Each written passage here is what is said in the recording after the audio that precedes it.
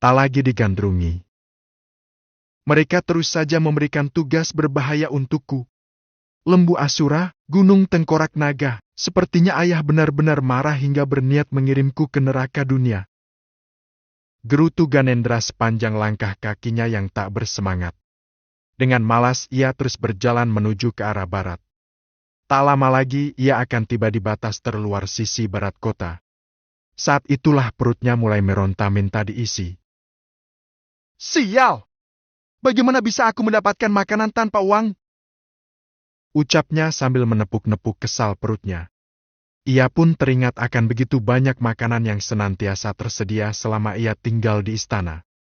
Makanan yang seringkali ia sisakan lalu berakhir di tempat sampah hanya karena ia tiba-tiba tak berselera atau menginginkan sesuatu yang lain.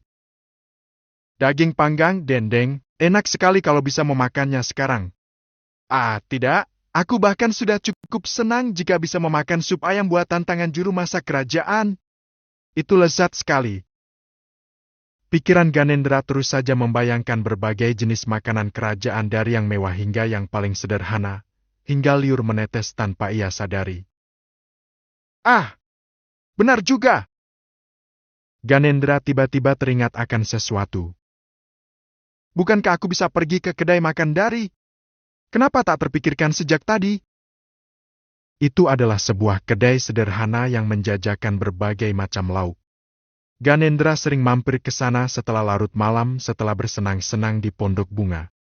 Siapa sangka kedai sekecil itu bisa memikat Ganendra dengan masakan ala rumahan yang terasa begitu cocok dengan seleranya. Terlebih, sang pemilik kedai selalu bersikap ramah padanya. Wanita paruh-baya itu bahkan seringkali menolak saat Ganendra hendak membayar.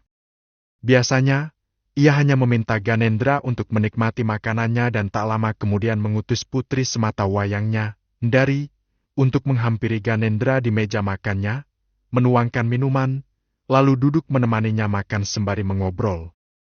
Ganendra tahu betul bahwa sang pemilik kedai memang sengaja melakukan hal itu. Yang Ganendra duga, wanita itu bermaksud menjodohkan putrinya dengan dirinya.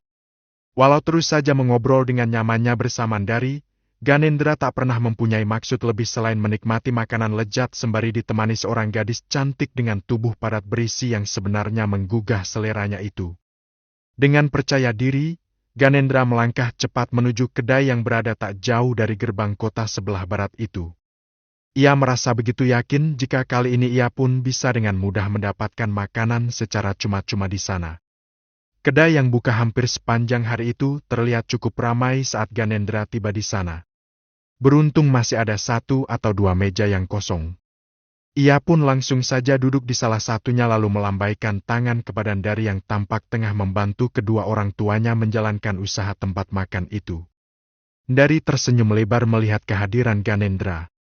Sayangnya, saat ia hendak melangkah menghampiri, sang ibu dengan wajah ketus mencegahnya dan malah ia yang kemudian menghampiri Ganendra. Ganendra sama sekali tak menaruh curiga. Mungkin saja ada pekerjaan lain yang harus Ndari kerjakan, pikirnya. Mau pesan apa? Tanya ibu Ndari dengan nada datar kepada Ganendra. Bibi tahu makanan kesukaanku di sini. Sahut Ganendra dengan nada dingin namun bersahabat seperti biasanya saat ia berkunjung di sana. 11 perunggu, kata ibu Ndari lagi, sambil mengulurkan tangan kanannya, bersiap untuk menerima uang dari Ganendra. Ganendra pun terkejut dan mulai merasakan atmosfer yang berbeda. Aku harus membayar? Bukankah biasanya bibi memberikan makanan secara cuma-cuma untukku? Dengan wajah yang berangsur kesal, dan suara yang sengaja ia keraskan, ibu Ndari menimpali. Tentu saja kau harus membayar. Bagaimana usahaku ini bisa berjalan dengan lancar kalau kau tak mau membayar makanan yang kau pesan, ha?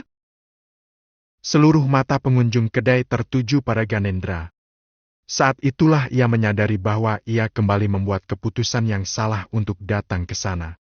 Awalnya ia hanya ingin mengisi perutnya yang lapar. Namun kini, ia malah berakhir dipermalukan seperti ini. Tanpa ia ketahui, rumor tentang dirinya yang dipukuli lalu diusir dari pondok bunga karena tak mampu membayar jasa sudah menyebar dengan begitu cepatnya. Ibundari yang awalnya mengetahui bahwa Ganendra adalah pelanggan pondok bunga yang paling banyak harta dan tadinya berniat untuk menjodohkan Dari dengan pemuda itu, kini berbalik membencinya dan membatalkan semua kebaikan yang pernah ia berikan di balik maksud mendapatkan seorang menantu kaya, walau hidung belang pun tak apa. Ada masalah apa, Bibi? Tanya seorang pria muda yang tengah menikmati makan siang bersama kelompoknya di meja yang berada tepat di belakang Ibundari. Pemuda ini ingin makan tanpa membayar. Pria itu pun berdiri dan menghampiri meja di mana Ganendra berada. Sungguh tak tahu malu. Kau masih muda dan kuat. Bagaimana bisa kau melakukan hal serendah itu pada pasangan tua yang dengan susah payah bekerja mencari uang seperti ini? Tunggu dulu, Kisanak. Sepertinya kau sudah salah paham. Ganendra mencoba meluruskan keadaan. Salah paham dengkulmu? Jelas-jelas Bibi sudah mengatakan hal yang sebenarnya. Lagi pula kau ini siapa? Pakaianmu lusuh dan wajahmu memar begitu? Jangan-jangan kau ini pencuri yang baru saja kabur?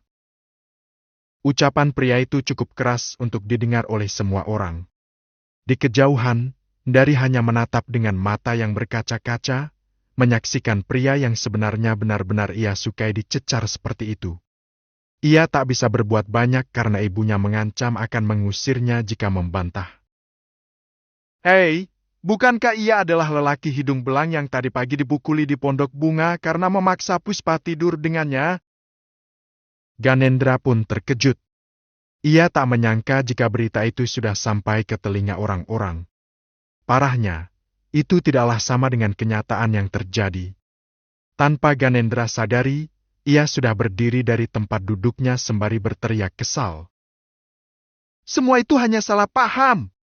Kejadiannya tidak seperti itu. Cih, beraninya kau meninggikan suaramu. Kekesalan orang itu mengundang kelompoknya untuk ikut berdiri dan mendekat. Bahkan, beberapa pengunjung lain pun ikut melakukan hal yang sama, padahal mereka tak tahu apa yang sebenarnya terjadi dan hanya menyukai keonaran semata. Ganendra yang hanya seorang diri saja langsung bisa menebak apa yang akan dialaminya jika ia tetap berada di sana. Tentu saja, ia tak akan membiarkan hal itu terjadi. Memalukan memang, tetapi ia tak punya pilihan lain selain lari. Dengan semua tenaga yang tersisa, ia berlari sekencangnya menuju ke gerbang barat. Beberapa orang lelaki yang sudah terlanjur tersulut emosinya pun mengejarnya. Sial! Aku akan tertangkap jika seperti ini. Batinnya. Ia bahkan membayangkan akan segera mati dikeroyok oleh pria-pria itu. Bahkan saat ia masih sangat jauh dari menyelesaikan tugasnya mengalahkan Lembu Asura demi bisa kembali ke istana. Dalam keputusasaannya itu, sebuah kereta kuda tiba-tiba melaju beriringan dengannya. Naiklah, cepat! Ucap seorang wanita cantik yang duduk tepat di belakang sang kusir yang dengan lihai mengendalikan laju kereta kuda. Bersambung.